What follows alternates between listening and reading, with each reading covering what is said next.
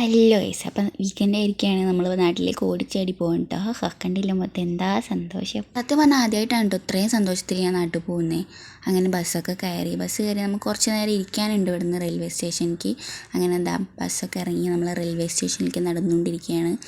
ജംഗ്ഷനിൽ ഇറങ്ങിയിട്ട് നമുക്ക് കുറച്ച് നടക്കാനുണ്ട്. എറണാകുളം ജംഗ്ഷനിൽ നിന്നാണ് നമ്മൾ ട്രെയിൻ കയറുന്നത്. അപ്പം നമ്മൾ ട്രെയിനൊക്കെ എത്തി. അതിസാഹചര്യമായി ഞാൻ നുഴഞ്ഞ് കയറി. എനിക്ക് വിൻഡോ സീറ്റൊക്കെ ഇട്ട് ഗൈസ്.